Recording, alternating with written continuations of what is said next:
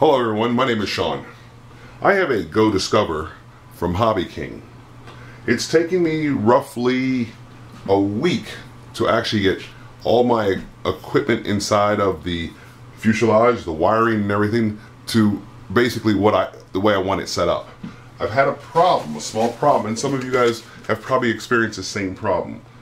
This hole here is wide enough, but if you have big hands, it's not good, because you cannot get equipment in here the way that you want it neatly, so you end up with things like wiring all over the place because you can't do anything else about it. Okay, I've tried all sorts of different ways of making wiring harnesses that will work for me and everything else, and these wires are just like a major problem, and it's not as neat, it's not straight, it's the way I want it to be. Everything is in there firmly, but I am having some serious issues with space. So I built some shelves out of foam board. This way I can place items on here that are already pre-wired. Put the shelves back in. Put the shelves back in. I think we can go back in. Again, see, this is the problem that I'm having with big hands. Let me put this thing down.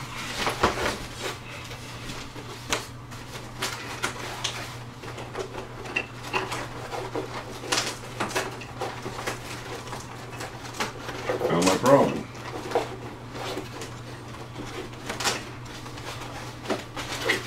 Okay, after 30 seconds of messing with this, I finally got it back in because my hands are too big.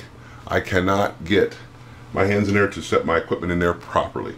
So now I'm just trying to put my GPS on. I'm already at the top and it's not even in their level. So I have to play with it some more and more until I can get it just right. Bingo, it is just right. If I can get this camera right. Okay, so it's in there. I did one for the batteries just so I can pull this entire tray out, and I did another shelf on the other side for my other equipment. So what I ended up doing to resolve my problem was I ended up purchasing a second fuselage.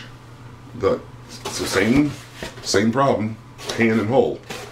So what I did was I had to come up with a way to make so I had access to all this free space in here so that I can work on it.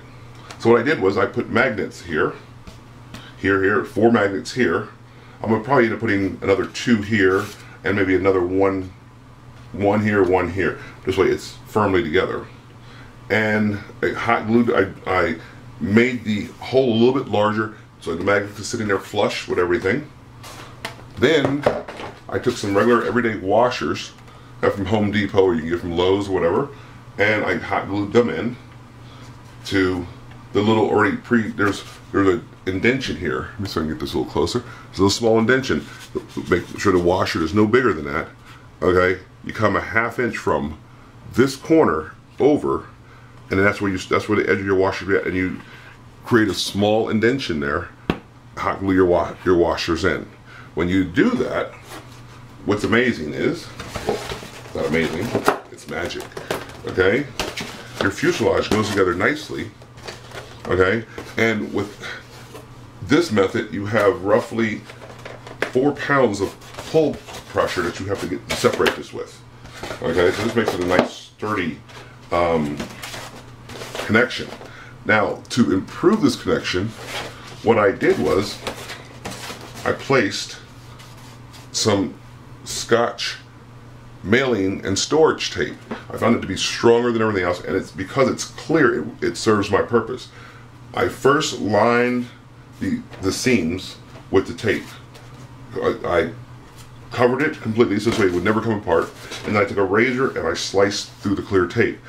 What this did was this left a clean place for you to place additional tape at, and I don't have to keep pulling the tape off the styrofoam, which will damage the styrofoam down the road.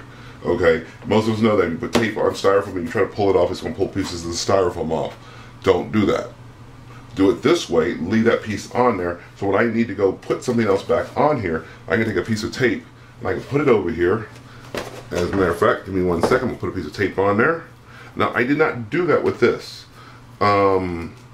because that was already done, I did try to slice that sucker open and slice it in half, but that didn't work. You have to be right on the money with it, otherwise your knife will go in all sorts of different ways. Okay, so now I have my tape, and I just put it over. Now you can do all the seams, you can do it all the way across, or you can do it in certain sections. I like here in the front, and I like here in the rear. I do the entire rear. Okay, so this way, it's now covered, and pulling this thing apart is damn near impossible. I mean, actually, I'm not gonna say damn near impossible, I'm gonna say impossible.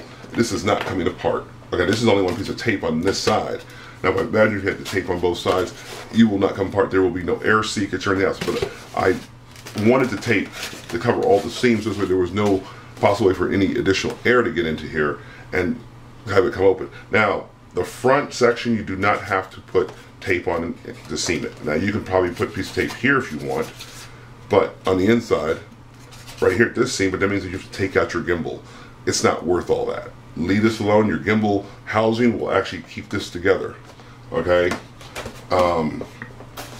Your rear, if you can get some magnets back here, and then when you tape it, you'll tape it here and here.